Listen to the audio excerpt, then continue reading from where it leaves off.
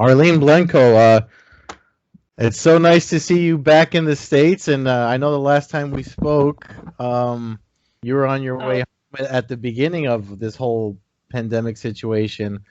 And yeah, I was at the airport. That's all right. yeah, yeah, and then now you're back ready for probably what's one of the biggest probably the biggest fight of your career. So how's it going? Yeah, I'm good. I'm good. Yeah, it's good to be back over here, and it's good to be actually be able to have this fight this year. I mean, the last time we spoke, it was the beginning of COVID, and the world was getting locked down, and we didn't really know what was in store for the rest of 2020. So to be back over here now in October, and obviously the fight's going ahead. Yeah, it's good. Very, very Yeah, you happy. look good. You look healthy. I mean, I know you said you're clear for as far as COVID's concerned. Mohegan Sun and Bellator are doing a great job with the fight sphere.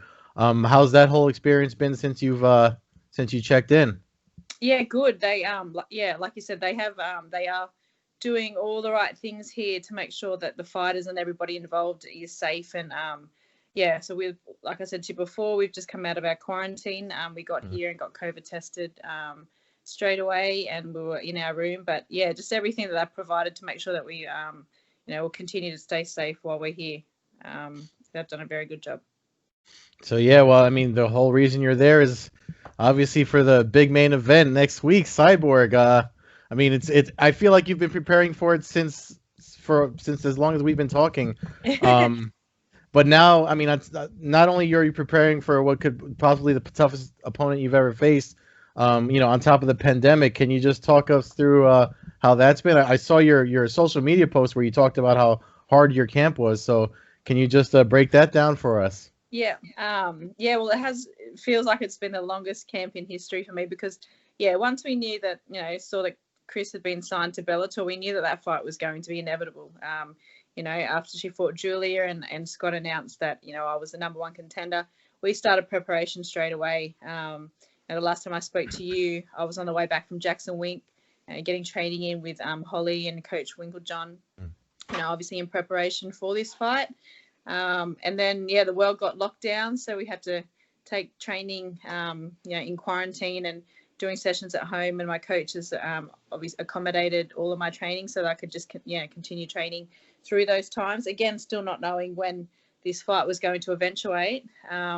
And then once, Bellator started their shows up again, we, amped up my training. And most recently, my camps moved down to Wollongong and been training at Freestyle MMA, doing a lot of sessions with Alex Volkanovski and his coach Joe Lopez and the guys down there. They've got a big staple of featherweight and lightweight guys, that are all very, very high level. And obviously Alex is the UFC featherweight world champion, so you can't get much better training than that. And yeah, so I've had an awesome fight camp. All my coaches, my strength and conditioning coach, wrestling coach, box striking coaches, everybody has really, pushed me to the limits this fight camp, obviously realizing that this is the biggest fight of my career, and it's for, everything that I've been working hard for. It's not the fact that it's, that I'm just fighting Cris Cyborg. It is for the Bellator world title, and that's, something that we've been working hard to get back to since I, dropped the opportunity back in 2017. Yeah, I mean, you've always kind of been right there for the Bellator title. I know. I know you had mentioned the last time we spoke training with home, and you guys kind of you already have some insight on someone that's faced Cyborg before. Yeah. One thing I don't know if I asked you this last time, but I mean it's good to know without giving anything away. Obviously, from her last loss against Amanda Nunes, was there anything that you took away from that fight that you think you can see as far as not necessarily a hole in her game, but just an avenue for to win? Yeah, well, Amanda approached that fight the right way. She stood in front of her and gave her some of her own medicine back. I've said it in other interviews, that fight could have gone one of two ways. They were both swinging pretty wild, and all it would have taken was obviously Amanda to be hit with one of Cyborg's punches, and the fight could have gone the other way. So it's a shame that the rematch wasn't put up on the tables and it didn't go through, because it would have been a very interesting fight come the second time. There is definitely holes in Chris's game, and you can kind of see them from other fights, two fights that she's even won. Yeah, so obviously next Thursday we'll see where the fight goes, and yeah, it'll be an interesting one. Yeah, Thursday. I mean, just it's so close.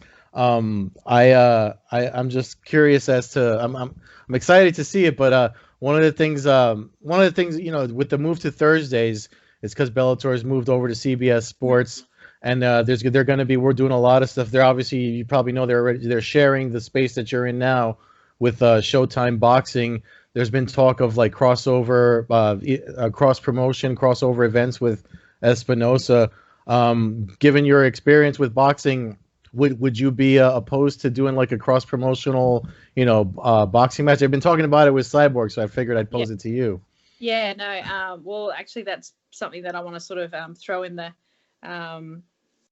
works. Hopefully, after this fight, would definitely be hopefully having a boxing fight with Cris, even going the trilogy, and having a kickboxing fight under the Bellator promotion too.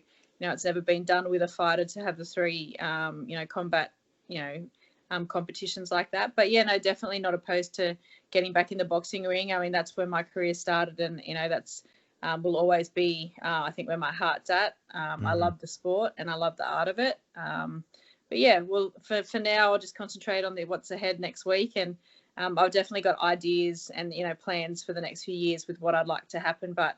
As our motto has gone for the last few years, it's just one step at a time, and get this over the line, and then I guess I'll have all the options in my hands to sort of play some opportunities and get things going. Would you? I mean, like say if you if you pick up the win Thursday, there was a lot of questions they asked her or to Coker regarding her was would she do I think it was Katie Taylor matchup. So then you pick up the win. That's you now. Would you be more willing to jump into something like that?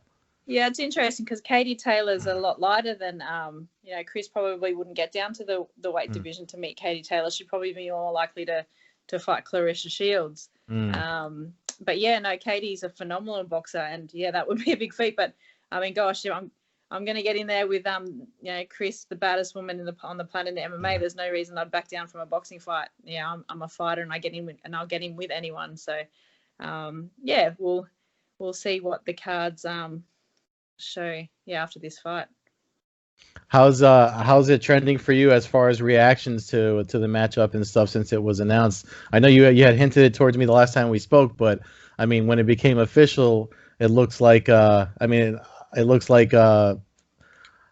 the move with CBS and stuff like that, this is probably one of the biggest event they're going to have with the new move to CBS. So how's it been for you as far as handling all the attention? Well, obviously it was only announced sort of, what was I think 4 or 5 weeks ago, but obviously in the background we knew what was happening. Bellator was, in contact with my manager, and yeah, we knew, months ago that, Bellator was moving over to CBS Sports, and that's what the delay was in getting this fight up and going. And obviously just waiting to see how the fight sphere would work, with COVID and how everything was going to pan out. And obviously the other thing was, getting me overseas, like from Australia. It was a big thing. We had to apply for travel exemptions and everything like that. And a lot of other people who had applied for those for other, personal reasons were getting denied. So the fact that I, was able to come over here and compete. So yeah, there was a lot to get over the line with Bellator, and I popped a post up this morning. Just it's a big thing that I'm over here, and it was kind of like a bit of an eye opener, going through the airports and realizing just you obviously watch the news and see the state of things in the world, like from what's shown on the news. But when you see it yourself, like Sydney Airport, we've never I've been overseas a fair few times now, and I've never ever seen it like that. And hopefully in our lifetime we'll never see it like that again. Shops completely barren, and there was I think 20 people in total on the flight over here to from Sydney to LA. So yeah, it's definitely crazy times, and definitely glad to be over here and for the fight to be happening. I love the way you're handling everything. I mean, you seem so focused and ready to go. I mean, I'll tell you what, for me personally, it's a little bit upsetting because I'm usually at Mohegan Sun covering every Bellator event every time they're there, and they've been there a lot, and I haven't been able to get there because of everything. So I'm super excited, especially following your career. That this is happening for you. Yeah. Yeah, no, it's obviously a bummer for me too. I'm fighting Cris Cyborg. We thought the fight would probably be in LA, back before Corona struck. My children would be here, all my coaches, training partners. They were for the first time in. This is my 10th fight with Bellator. I was going to have a huge, fan base of Australians over to watch. So, it is a bummer, but at the end of the day, I'm here to fight, and the fact that I'm fighting. Get Cris for the world title. It doesn't worry me at all that it's behind closed doors and I don't have a crowd, because I'm here just to get the job done, and everyone can just watch it on TV. Yeah, especially now with the CBS Sports deal. The one thing you just mentioned about, I mean, with no fans, does it help you focus? Is your focus better now that it's just kind of just you and her in that space to fight? Yeah, well, for the most part, I mean, I've always, the crowds here, especially being the foreign, the Australian coming over here to fight, I've never been booed or, and I've had the occasional people that are going for me. But for the most part, it's not like I've got a big fan base here that I hear the cheering and, they're not here to back me. They generally like me after they see me fight, and then I get, everyone coming up and getting photos and that. But yeah, if anything, it's just going to hone me into hearing, obviously, my coach Tyson and my corner's voices. And yeah, I don't need to sort of hear the occasional comment from the crowd that I might get in, so no, I honestly don't think it'll worry me. I prepared myself. Like I said, we've been preparing for this fight since the beginning of the year, so we've been going over and over and over all the different scenarios. The fact that it's behind closed doors, no crowd. Yeah, we've gone through all the different things. So yeah, I think I'm prepared for it. Soon see, I guess, next week. yeah, I'm looking forward to it. Arlene, I thank you so much for always making time and communicating, getting back and being ready and stuff like that. I know we've spoken a few times and stuff, and you're probably one of the best people to schedule interviews with, because of you're definitely championship material. So I'm looking forward to the fight on Thursday. Thank you.